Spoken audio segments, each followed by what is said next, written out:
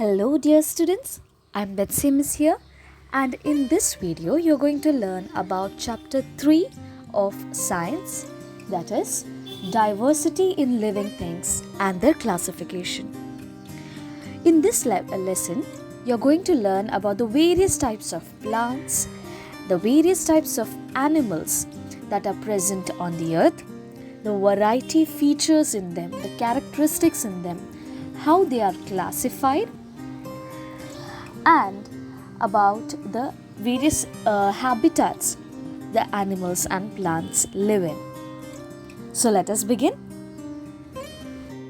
There are various types of animals, plants and living organisms present on the earth. This variety we see in the living organisms is called as their diversity.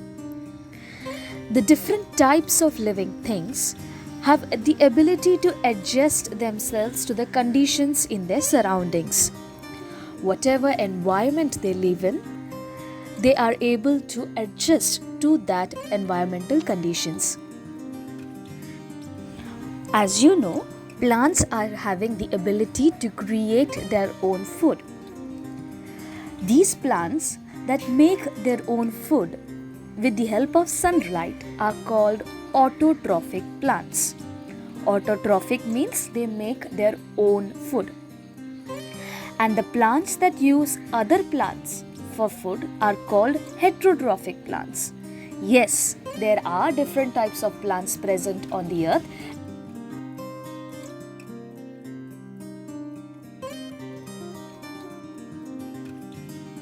Called, yes, heterotrophic plants. And the plants that consume insects for food are called insectivorous plants. These plants have specific structures on the plant body that help them to capture insects and absorb nutrients from these insects.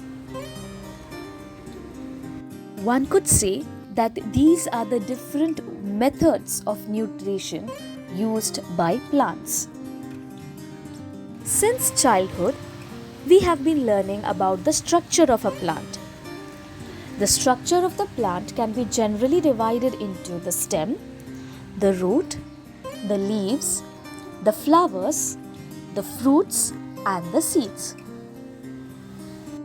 Different structures of the plant or the various parts of the plant have different functions to perform. The stem grows above the ground and the roots grow below the ground. The root and the stem give support to the plant.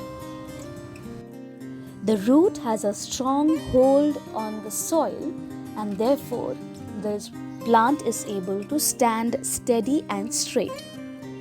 The stem is the support that on which the leaves, the flowers and the fruits grow. What does the leaf do?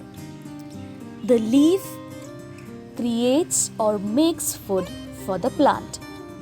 The leaf is usually flat in structure and it plays a very important role of food production. The various types of leaves are simple and compound leaves.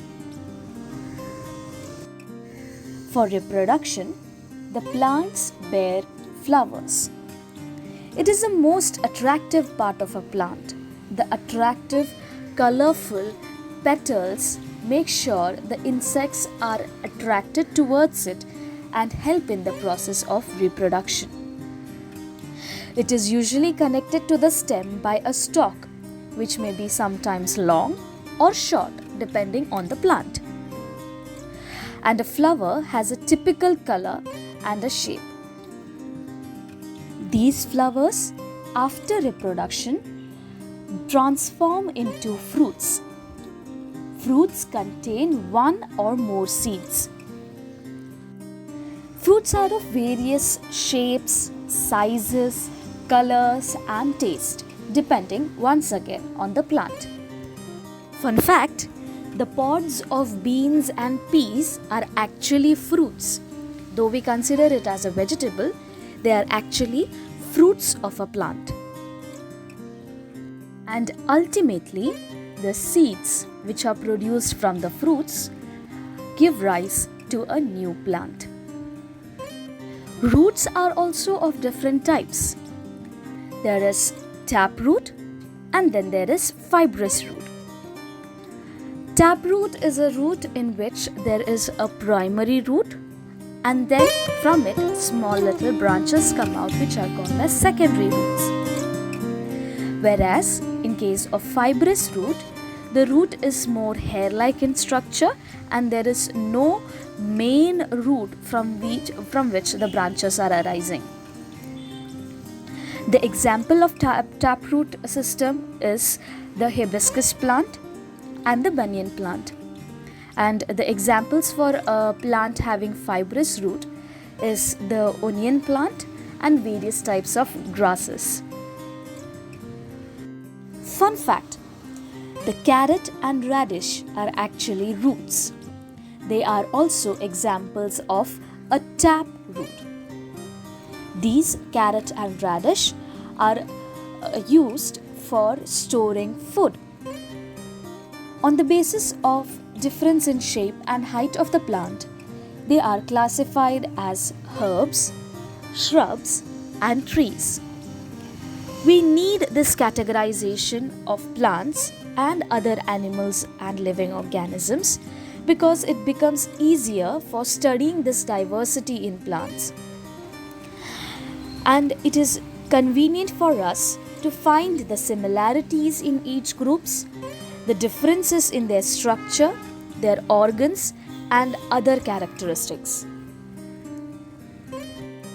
Also, on the basis of the period of their life cycle, plants are classified as annuals, biennials, and perennials.